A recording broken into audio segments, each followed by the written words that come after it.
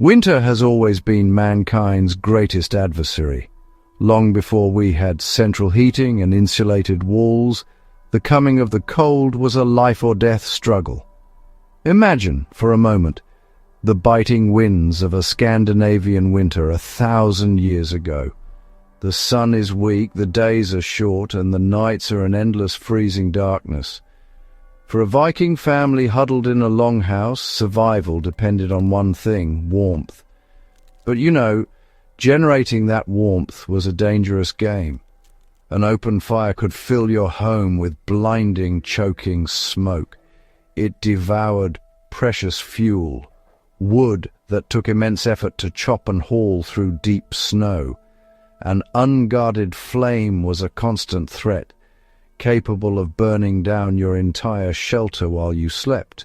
The challenge wasn't just staying warm, it was staying alive.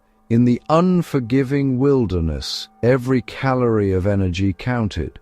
Spending all your time gathering firewood was time you couldn't spend hunting, mending tools, or protecting your family.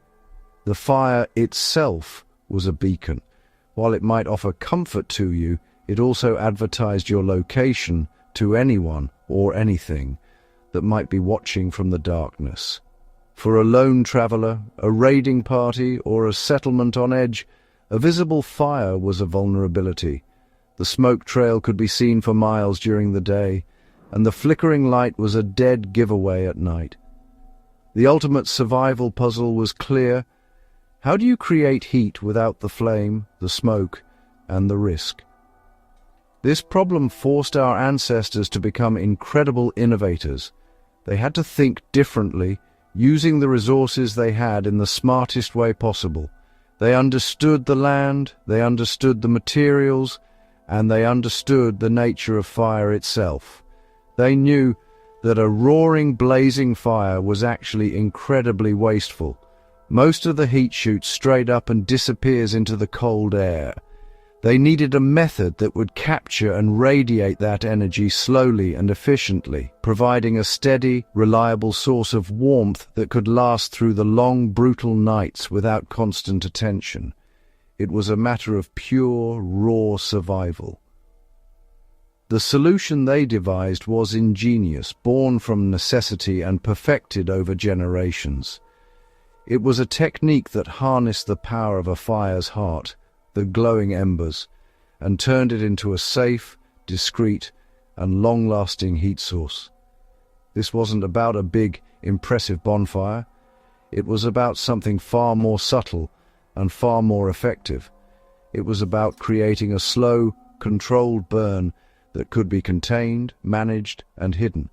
This was the key to conquering the cold, a secret that would give those who knew it a powerful advantage against the harshest element of all winter.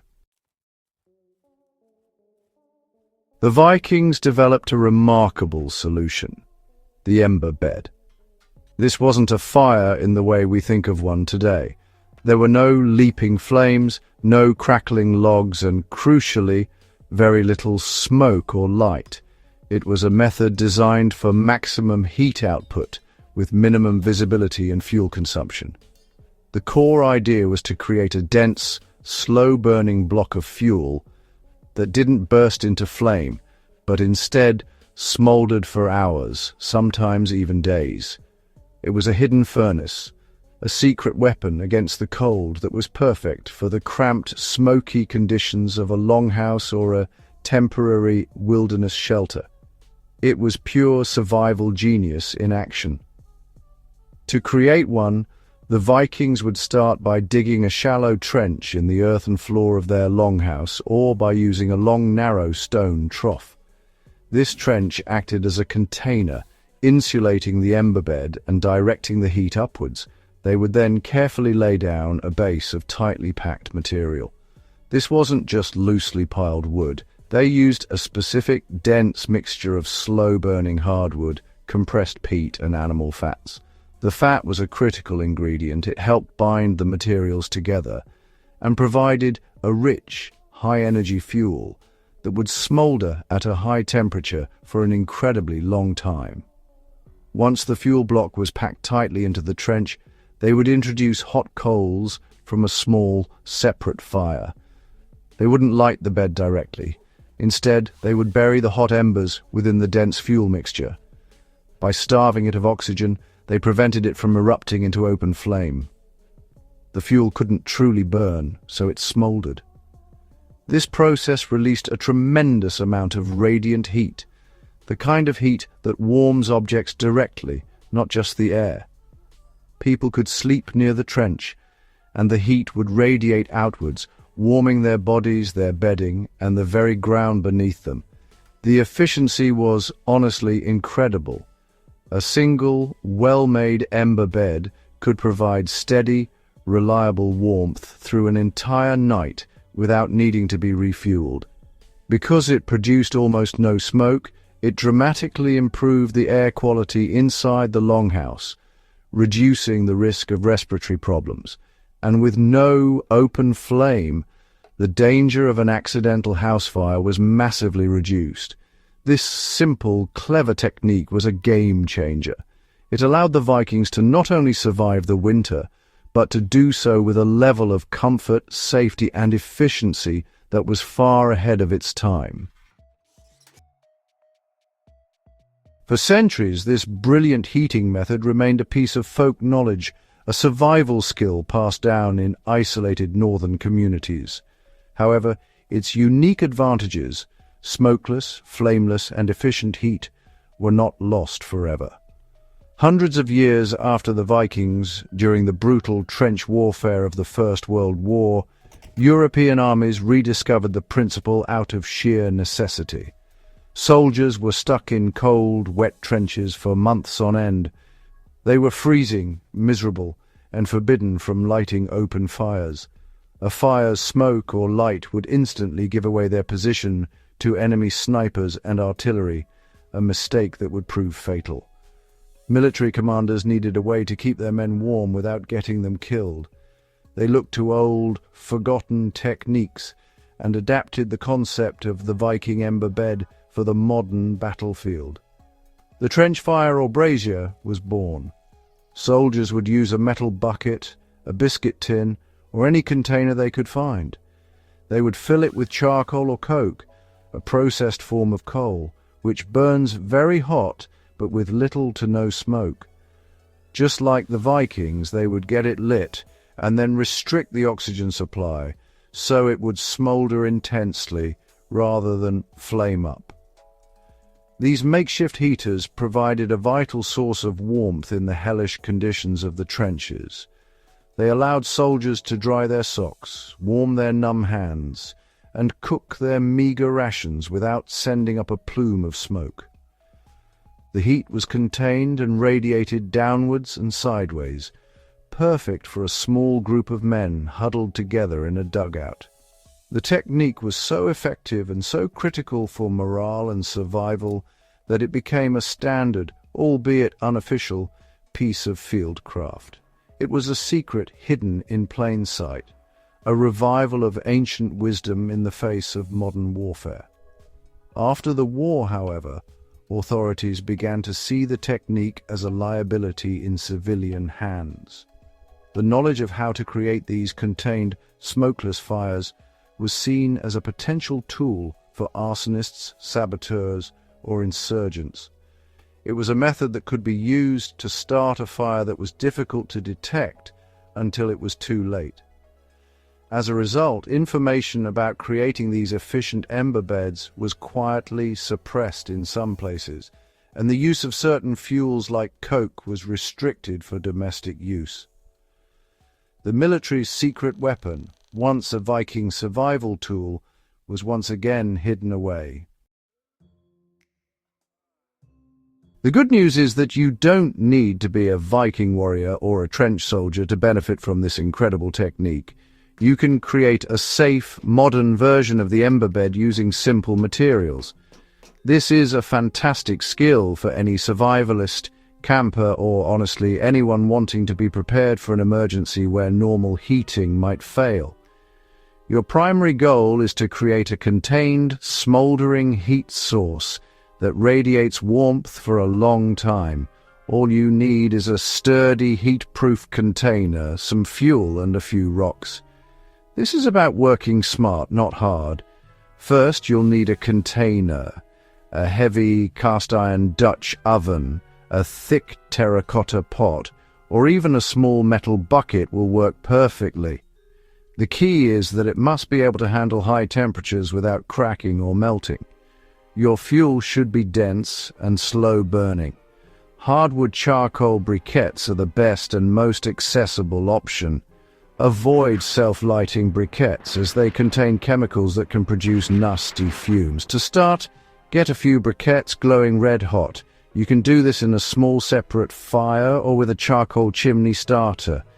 This is the only part of the process that will make significant smoke.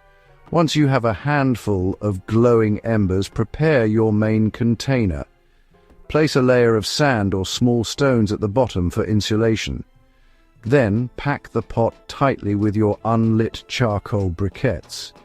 Leave a small depression in the center. Carefully place your hot, glowing embers into that depression and then cover them loosely with more unlit briquettes. By limiting the airflow, the charcoal won't burst into flame. Instead, the heat will slowly spread, causing the entire pot of briquettes to begin smoldering. This little furnace will soon be radiating a surprising amount of steady, smokeless heat. To take it to the next level, place several dense, dry rocks around your heating pot. Stones are brilliant at absorbing and storing thermal energy. Once they are thoroughly heated, you can carefully move them to other parts of your shelter. Wrap them in a thick cloth or blanket and place them at the foot of your sleeping bag for incredible warmth all night long. You can also use them to create a warm spot for sitting. This combination of a central ember bed and heated rocks is an extremely efficient way to distribute warmth and make a cold space livable. Always remember safety. Ensure your area is well ventilated to avoid carbon monoxide buildup.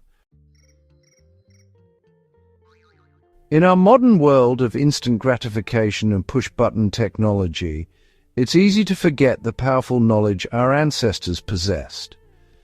We rely on complex systems for our heat, light, and comfort. But when those systems fail, during a power outage, a natural disaster, or a remote wilderness expedition, we are left vulnerable. This is where ancient survival skills, like the Viking ember bed, prove their timeless value. They are not relics of the past, they are robust, reliable solutions that work when everything else breaks down. They connect us to a fundamental understanding of the natural world. The principles behind the ember bed, efficiency, resourcefulness, and subtlety, are just as relevant today as they were 1,000 years ago. It teaches us that more is not always better. A roaring bonfire is impressive, but a small, smouldering pot of charcoal is far more practical for sustained warmth. It forces us to think about the properties of heat itself, how it is generated, how it is stored, and how it is radiated. This kind of thinking is the cornerstone of all survival. It's about using your brain to solve problems, not just brute force. It's the difference between merely surviving and truly thriving in a tough situation. Learning skills like this does more than just prepare you for an emergency. It builds confidence and self-reliance. Knowing that you can create warmth and comfort with just a few simple materials is empowering. It frees you from a complete dependence on modern infrastructure and deepens your appreciation for the ingenuity of those who came before us. These are not just historical curiosities, they are practical, life-saving techniques. Every time you practice a skill like this, you are keeping a flame of ancient wisdom alive, ensuring that it is not lost to time. So the next time you find yourself in the cold, remember the Vikings, remember the soldiers in the trenches. They knew that survival isn't always about the biggest fire or the most powerful weapon. It's about quiet ingenuity, clever adaptation, and the enduring power of knowledge passed down through generations. The ember bed is more than just a heating hack. It is a testament to human resilience. It reminds us that sometimes the most effective solutions are the ones that have been quietly waiting for us in the pages of history, ready to be rediscovered.